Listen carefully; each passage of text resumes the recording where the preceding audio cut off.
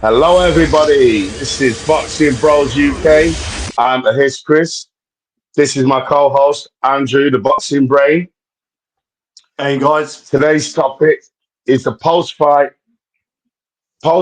review and thoughts, and what's next for Jack Catterall. So let's get into it. Shall I take it away? Because mine's fresh. I literally just watched the fight. So yeah, go for it. It was a typical Jack Catterall fight. Patient. First 3 rounds, nothing really happens.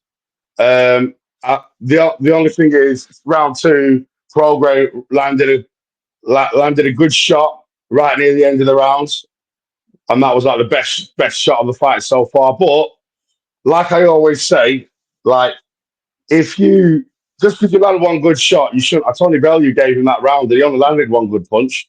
Apart from that, Catterall landed most of the work, although it was minimal. So I had it, Catterall winning the first 4 rounds, then Prograis got the knockdown, and it was a knockdown because that's the rules. If you get hit with a punch and then you touch the floor, it's a knockdown. But he hit him in the shoulder. Catterall was already trying to swing, trying to time. We got caught off balance. Boom, he's touchdown. 10-8 rounds. But then Prograis started coming into it. He won the next couple rounds. Then Catterall was coming back. Then round 9, 2 knockdowns for Jack Catterall. First one was a beauty. 1-2 straight on the chin. Boom, down. Then I just would have liked to see Catterall, but it's not his style. It isn't his style. And I think Jamie Moore's advice. Jamie Moore said, right, obviously because of the knockdown, he said, right, we've got to start earning his respect. This, just hold your feet a little bit more. And then when he was doing that, that's when Prograis was coming back into it. And then Catterall just ran away, put him down 2 times in round 9. And then he just ran away with the fight. He was absolutely bang on the money. My scorecard was 116-109. I had it to Catterall, really, really wide. Obviously, the 2 knockdowns didn't help. What were your thoughts on the fight? Yeah, nice breakdown, Chris. Yeah, I made a few notes, so I'll sort of go through it. But yeah, I guess my prediction was bang on the money, but the fight didn't play out entirely how I thought. There were some interesting elements to it. It took a little while to catch fire, didn't it? Yeah. So in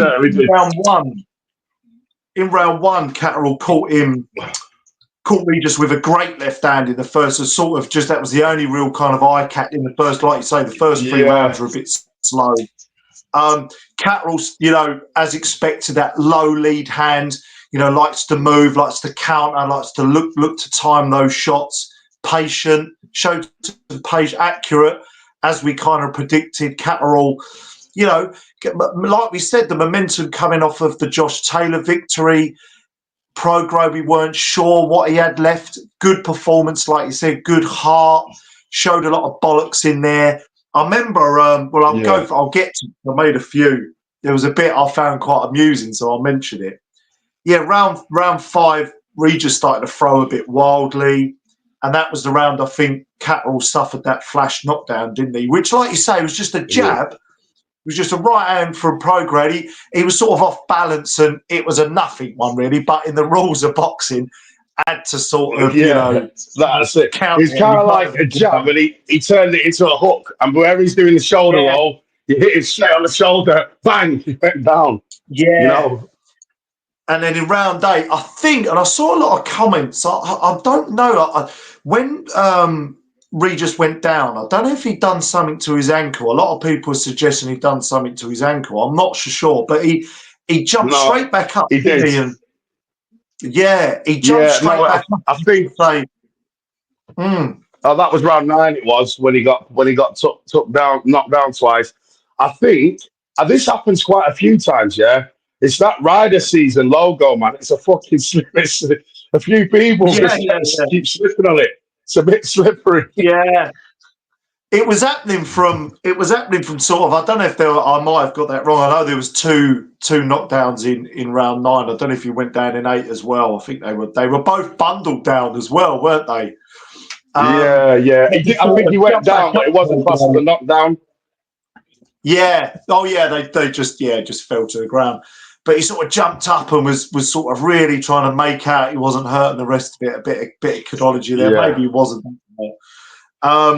And in round 9's like, it's a great left hand from Catterall. Like, brilliant. 1-2, bye-bye. I wish he would have thrown that shot a bit more, but yeah, and then the momentum just shifted after that, didn't he? And Regis started to get, like you said, started to get more desperate, looking like swinging wildly, looking for a massive shot. And the thing is with Catterall is one of those kind of wily, guys where it's very hard to catch him with a big shot like that, because he's always I've always been a big fan of Catterall's, and a lot of people seem to be down on him all the time. They don't like his style, but he's just a bit of he's like trying to sort of nail jelly to a wall, using that analogy again. He's quite hard to sort of nail regular, and if you're just kind of swinging outside range, as much as I understood why Prograis was doing it, his last chance at the saloon, kind of thing, because for sure, he knew losing this fight, there was nowhere to go, and we'll get into that. But he was just going for these kind of Hollywood shots from nowhere. Yeah, and that's all. That's mostly what I've got there. Yeah, 117, 108, one judge, and 116, 109. And then I guess we'll get into where we go from there.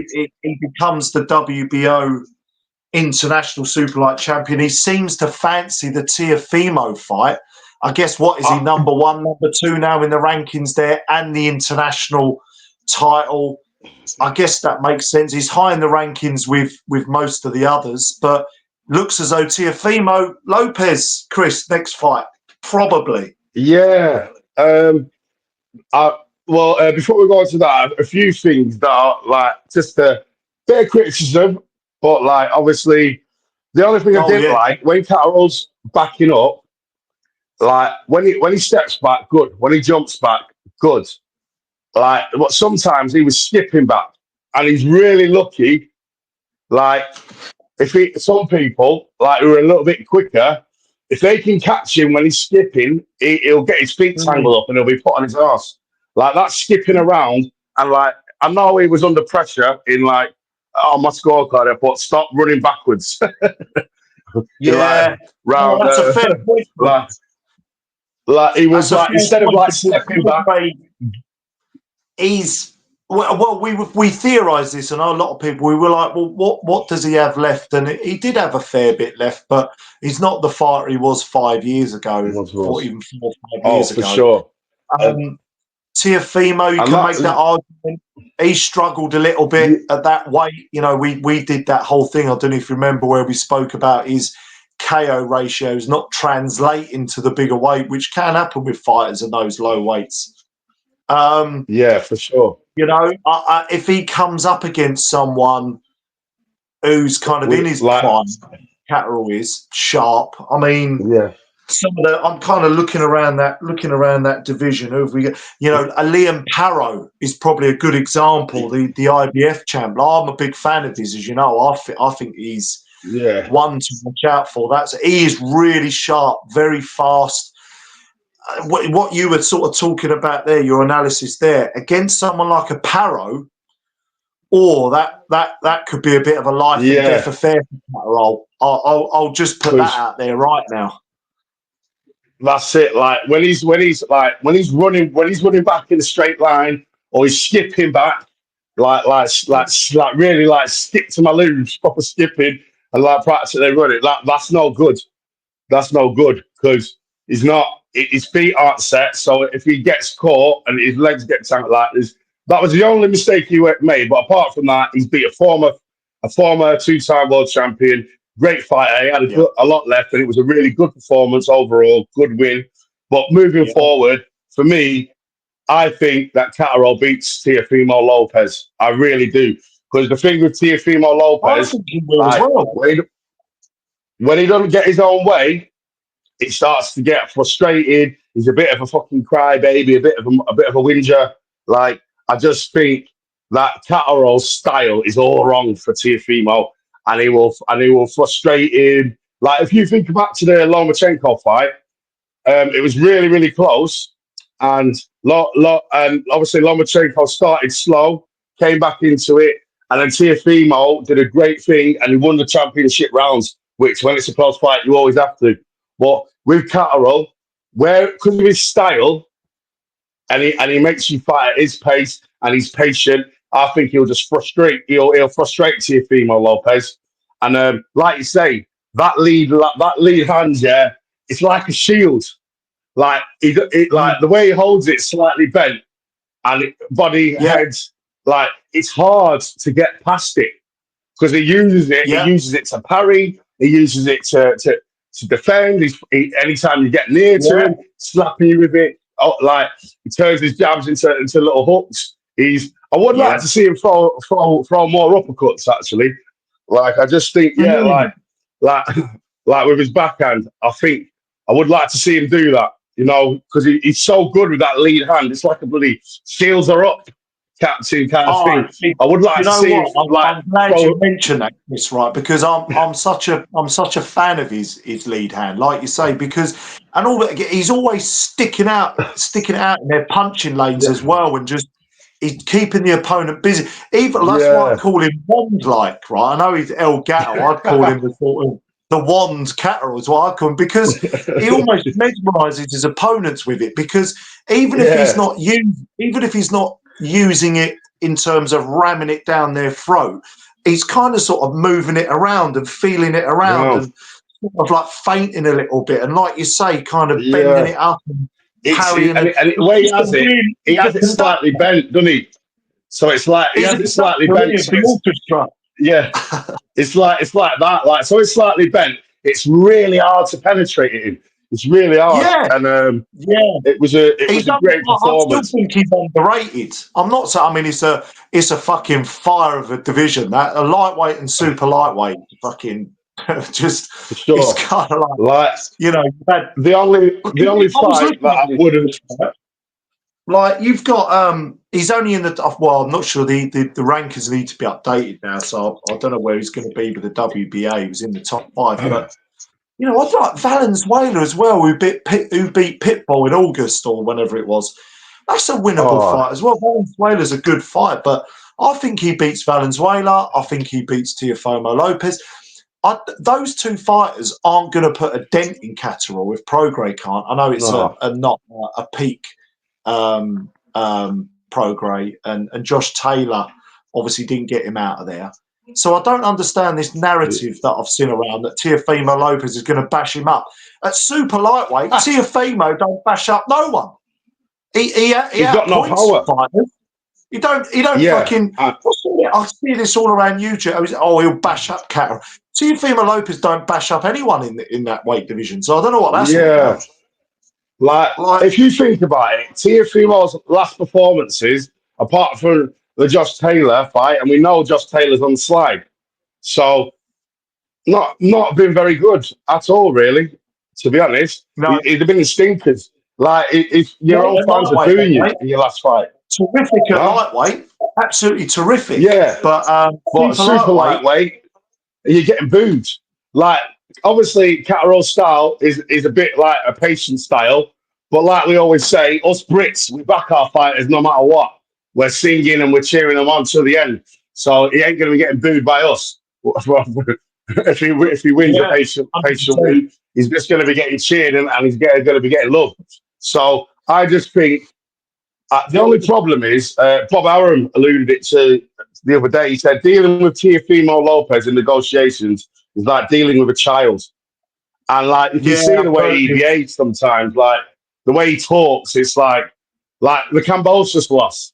Like I've never heard so many excuses. Oh, I had COVID. I had this. Eddie Hearn stitched me up. I won the fight. Really, da, da, da. It's just like, just fucking shut the fuck up. You lost take it like a man. Stop whining. Absolutely. And then like it's just one of them ones. I want him. I would love it if Catterall gets the Teofimo Lopez fight. But the only problem Well, is he's in great Teofimo position don't to like now. working with any hands. With the WBO, yeah, that's the route he's going down. It looks like. So there's only really I wanted to kind of touch on this with you. You know, looking at sort of because it's an interesting division because you've got people like Pitbull on his day, you know, who's a dangerous fighter. Liam Parrow, who I really fancy. Subriel Matthias, so I think he lost to Parrow, didn't he? But you know, he's a danger man. There's some kind of big hitters in that division, but in terms of all of the kind of belts and all of the everyone in the mix, I mean, I don't know whether I'm going out on a limb here because I know some people don't rate Catterall. They really don't like him. I don't quite know why. It's the style. It's the style. That's the thing. It's the style, yeah. But the one I really see at the top end at the moment that really gives him real problems for me is Liam Parrow or Devin Haney when Devin Haney when he does return the champion recess or because Puello's the other guy. Now, to be honest, I haven't seen enough of him to make a comment. I saw the fight where he got the kind of vacant belt that Haney left. But if Haney comes back at super light and he's anything like how he was, I think he can beat Catterall absolutely. But I only really kind of see Parrow for me, who really troubles him. What do you think? Do you disagree with that, or is there anyone else in that division you wouldn't fancy? Totally agree, because like Prograis' feet were a little bit slower, obviously because not his prime, but his hand speed was still there. He had the hand speed advantage over Catterall and a bit of the power, and Catterall managed to deal with it. So I really wanted to get the Teofimo Lopez fight for me. But one fight I do not want to see, I don't want to see Catterall Haney because I just know it's just going to be a shit fight. Well, that's my opinion. As much as I think Haney can win that, I believe he's got the skills to win that. I wouldn't be excited to watch it, Chris. Shit, no, it's just one of them. They would just both be going backwards. Yeah, because they've both got similar styles. He's both patient for but the thing is, I favour Catterall more because they've got similar styles. So it'll be a chess match. But Catterall, he can bang when he needs to. Yeah, and we've seen and Haney, as good as he is, like he hasn't got the power. His power's not pathetic or anything at that way. It's better than it has been before. But I just think Catterall will have the edge in the power. But one thing I'd like to say, I didn't watch any of the other card. So apart from it's a little rant, like Campbell Hatton, like I think everyone should, everyone should leave him alone, right? Because I think he's not very good, right? Let's have it right. He's not very good, but however, his dad is a multi-millionaire. Yeah, he's doing this. He's chosen to try and become a boxer, and the guy works hard, tries hard, got a tremendous heart. He's not very good. He lost to get someone who himself isn't very good because he lost his last fight Flint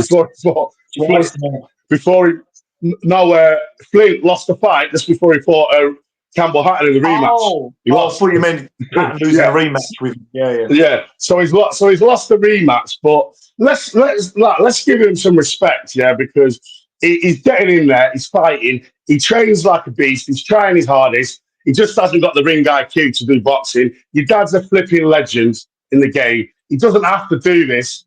Like dad's a millionaire. He can do anything he wants in the world. And he chose to do boxing, and he's tried. He's not very good, but just leave him alone. Let everyone doing memes, taking the piss out of him. You're living off your dad's name. He's not. He's trying to do it on his own. He's trying his hardest, and he's not very good. So you don't need to be like that with him, Do you know what, Chris? I'm going to add to your sentiments because I wholeheartedly agree. I actually really feel for him, right?